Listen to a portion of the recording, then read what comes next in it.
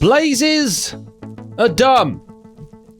There you go, I've said it, and I'm surrounded by a whole bunch of dumb morons that are equally dumb and really, really dumb. And because they're dumb, we can make an epically easy, simple blaze farm with really absolutely nothing at all.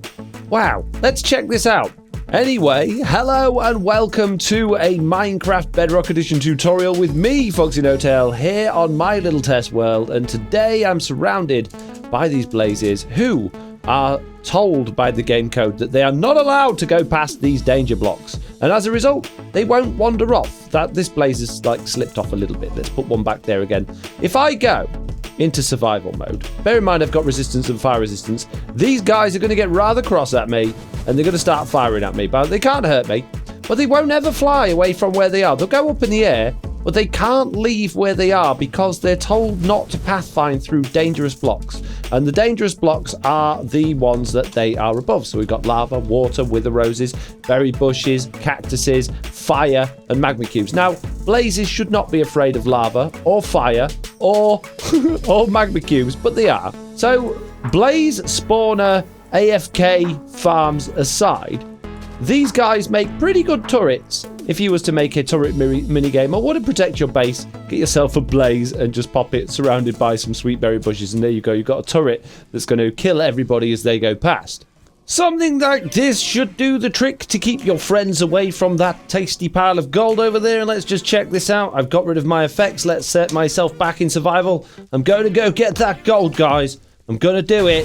Oh, jeez. Oh, I'm getting shot at by these really accurate and really devastating. Oh, come on, guys. I'm not even wearing any armor. I'm going to steal the gold. I'm going to do it. I will. I'm going to do it. Oh, there you go. Perfect. Okay, fine. Maybe that wasn't the best example in the world, but you get the point. Blazes are dumb, and we can manipulate their pathfinding. We can manipulate them with dangerous blocks, and we can also manipulate them with just general confusion. Here I have 3 glass boxes that have spawner cages inside. In fact, that one doesn't because I took it out because they were spawning too many. But yeah, we'll get to that. Oh, by the way, just to prove that these blazes are not broken, I haven't taken the AI away and stuff like that.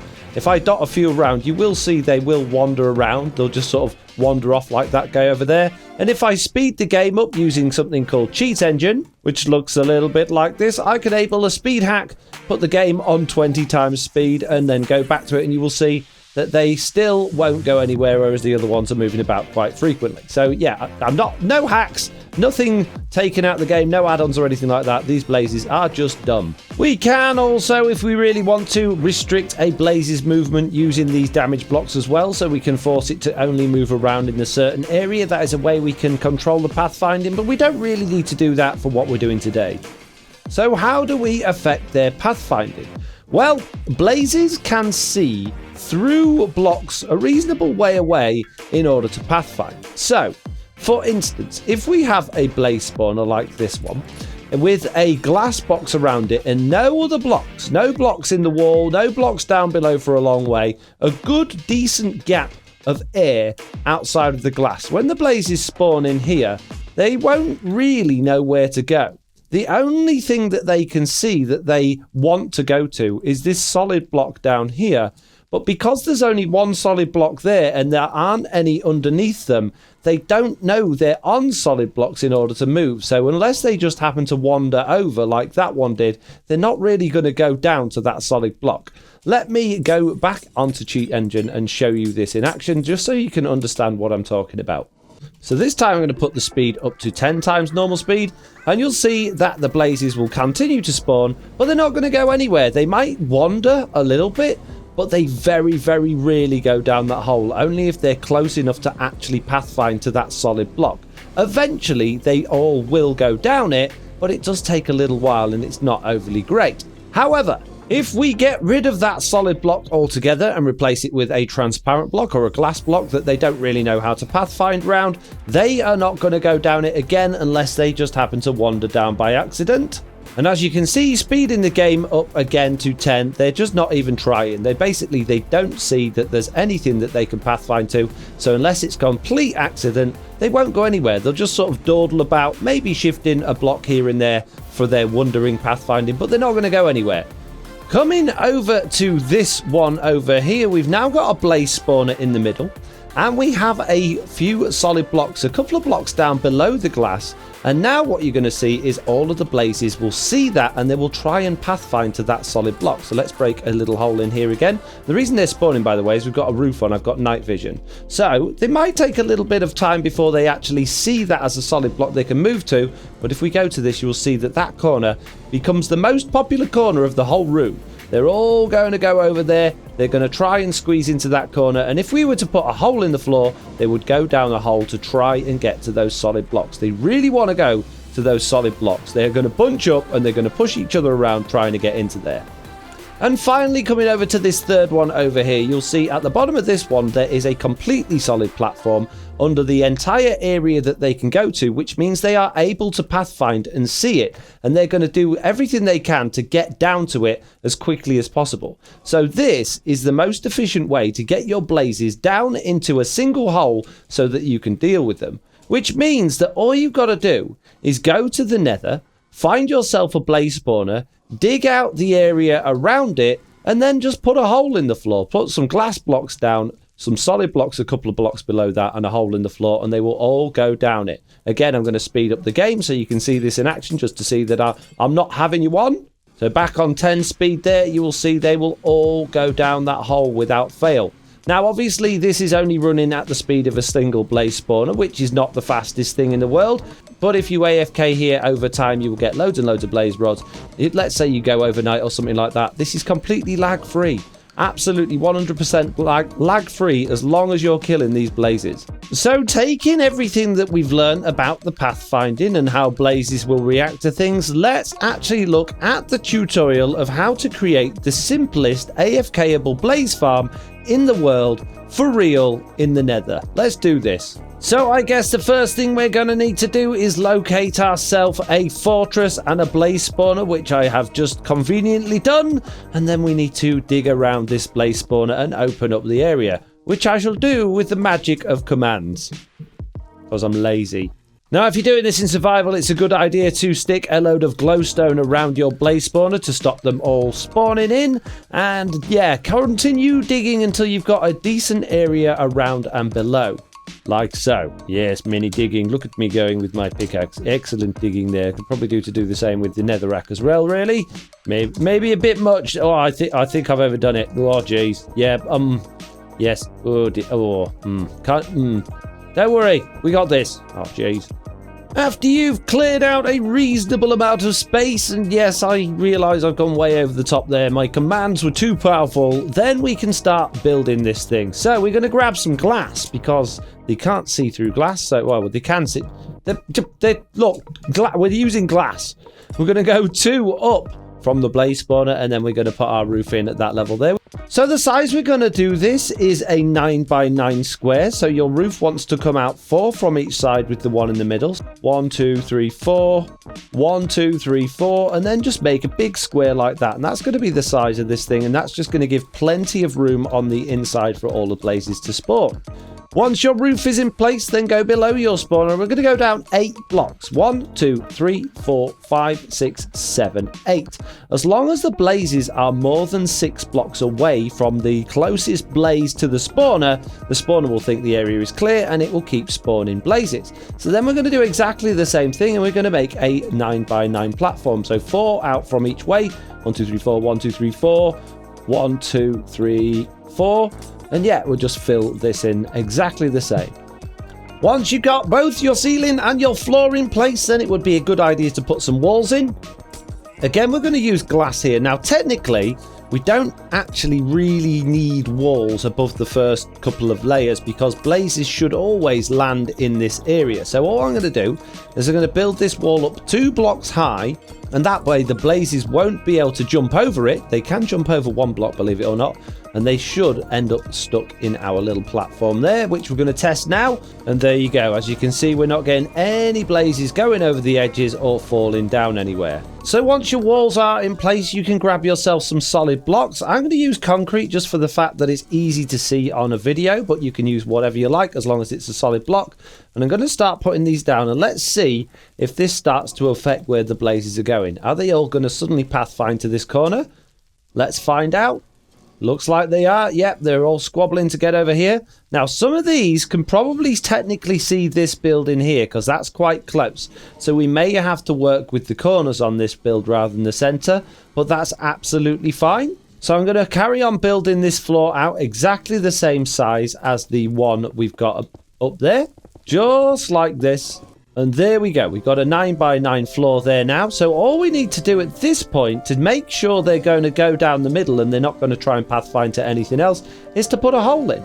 So come underneath, look directly up until you're underneath where the spawner is. Make yourself a little funnel so that they've got somewhere to come down without hitting you. And then you just need to break that glass block and just put those down there. And they should hopefully all start coming down there. Now, at the moment, we've got a lot of blazes up there, which potentially would be causing quite a lot of lag on the server. But this is a single-player world, so it's not really a big issue while we're testing. But just bear in mind, while they're all in this little hole like this, they are going to be colliding with each other and creating a little bit of lag. Speeding the game up again, we can see they are all successfully going down the hole. There are a couple of wanderers going over to one side, but they are going down faster than they're spawning in, which is great, which means we don't need to worry with doing the corner design. Now, the next part of this farm really will depend on how rich you are and how much time you've got. If you're rich enough to be able to have a full beacon and you can dig up through to the nether roof, you don't need to go through the bedrock. The beacon will shine through bedrock. Then at this point, it's much easier just to give yourself resistance and regeneration.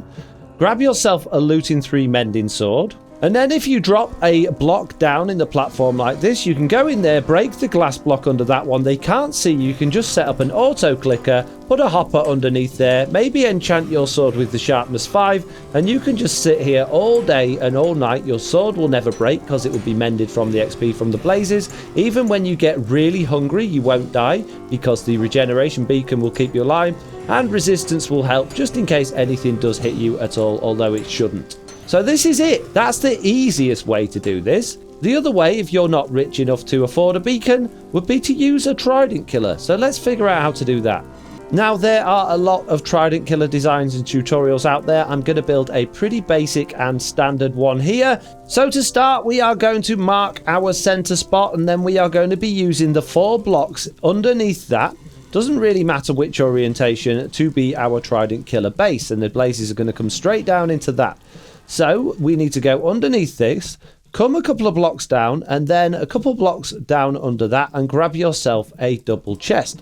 Put that double chest in front of there like that, and then you want a couple of hoppers, and we're going to break these bottom 2 blocks there like that, and we're going to put those hoppers going into that, break these 2 blocks above those, and put some rail on there. Then we are going to put a block there and a block below it, a block there and a block below it. And then we're just going to put 1 hopper minecart on. And if we want that hopper minecart to be more in the middle, which is really easy to do, we can put a temporary block there, a sugar box against it, open that up, and that actually pushes it right in the middle of those 2 hoppers, which is great. Get rid of the sugar box, get rid of that, get rid of that. And it doesn't have to be in the middle. It will work off to one side, but it's nice being in the middle because then it will filter out through both of those hoppers nice and quickly. Come back up, and now what we need to do is the pistons and the observer. So you can put your blocks back in the floor if you want to, and we are going to put a piston on each corner like this. So we're going to leave our pistons where they are, but we're going to dig holes in the floor underneath them like so, under every single one. Once you've got the holes underneath your pistons, it's actually a good idea to pop a hole next to that as well, just as a visual guide for the next step, because the next step involves getting underneath the platform and putting observers in the right place. So we're going to hop down underneath. So we're going to put a temporary block there, and we're going to put a couple of pistons facing into it like that. We're then going to put a temporary block behind those observers, and we're going to put a couple of observers going into that. We're going to put a block there and a couple of observers going into that, and one there and a couple of observers going into that, which does block our chest, so we'll have to block our chest down a little bit, but that's fine. And then we get a redstone torch, and we can pop that on there. Now what we do is some more observers on top of those ones looking up into those pistons, on each one of those, so that they're looking down into those observers and looking up into these pistons. Replace these temporary blocks with redstone torches as well, like so, and we should then generate a clock. And you can see there that the pistons are going round just like a normal Trident killer. Exactly the same, but we now have a gap next to each piston, which means we can put a slab instead of a full block, then that will enable us to get the XP out. So we're going to put some full blocks next to the pistons just to block the corners. We don't want things slipping out of this, and we're going to grab some slabs and we're going to put them like this. You only need the slab on the side that you're actually going to AFK there. We'll put them on each side for now, just so you can see what's going on. And then we're going to put some glass above those as well. Now, glass is a little bit of a dodgy block to use on a Trident killer, mainly because blazes and other mobs have a tendency to glitch through the glass. So it's always a good idea to use solid blocks. But for the sake of this tutorial, so you can see what we're doing, we're going to use glass. And we've got a whole lot of blazes up there now, so I guess we really should open this thing up and let them come in. They're going to start immediately falling down into that Trident killer that doesn't actually have a Trident in yet. Blaze is dead. Trident in. That's going to get pushed around now. And the other thing we can do while we're waiting for more blazes is actually move our chest down a little bit as well. So I'm going to grab a different double chest, drop that down the block, and I'm going to put those hoppers facing into that chest instead. Now, yes, we're going to get some stuff going into this top chest, so let's get rid of that and have those hoppers there facing into it instead. There's a bit of a janky setup. You could do that better. You could have these hoppers facing down into those ones and going straight into that chest, but then I'd have to redo the minecart, and I've got everything how I want it, so that's absolutely fine. Now all we got to do is stand here and AFK, and make sure you AFK in a hole lower down than the blazes, because as soon as that Trident killer hits one of them, they are going to try and fly to you. So if you decide to try and AFK above this thing, they're going to fly up and attack you. So you need to be down below where they can see you. Okay, so now we can test it. Let's take these blaze rods out of here. Let's go stand in our little AFK hole here. Let's go into survival. And let's get rid of our levels. And let's put the game on high speed and see just how quick we get levels. I'm holding this looting 3 sword, so we'll get extra drops. And let's do this. So super fast speed, please, go. And let's just watch all of those blazes go down that hole and get into this Trident killer. And look at my levels going up. The sword is not getting broken, obviously, because we're not using it. We're using the Trident. This is working very nicely. Very nicely indeed. Very, very simple blaze farm. Apart from the Trident killer, which we only use if we don't want to use a beacon, no redstone required. If you don't want to make a Trident killer and you just want to use a beacon, absolutely no redstone required. This thing's amazing. Absolutely fantastic. I could stay here all day, never get hurt, never run out of food, never run out of hunger, and just get loads and loads of blaze rods.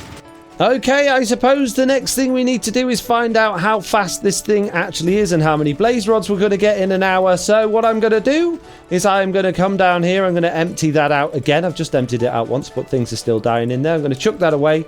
I'm going to grab my sword. I'm going to stand in this hole and I'm going to hit my timer. And I'm just going to wait here for 5 in real life minutes. Probably go grab a coffee and then we'll use some maths to work out what the rates are.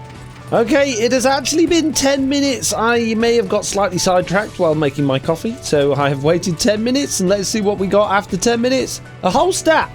A stack in 10 minutes. That's not bad. That means we're going to get 6 stacks an hour. So there we go. A super, super simple and easy to build blaze farm. All you got to do is dig around the blaze spawner, put a little bit of glass down, a platform underneath, and either a Trident killer or use a beacon. It doesn't get much simpler than that, really, does it? For 6 stacks of blaze rods an hour? Okay, fine. It's not as fast as a double blaze spawner. But you could AFK here all night long, get absolutely loads of blaze rods, and cause no one else on your server or your realm any issues, because this is pretty much 100% lag-free. There's no entity lag. There's no redstone lag. There's nothing going on other than blazes fall into their doom. It's so simple. So simple. Anyway, that is enough from me. I really do hope you have enjoyed this tutorial. I've certainly enjoyed making it. If you did enjoy it, please don't forget to leave a like and subscribe, and hopefully I'll see you all in the next one. Bye!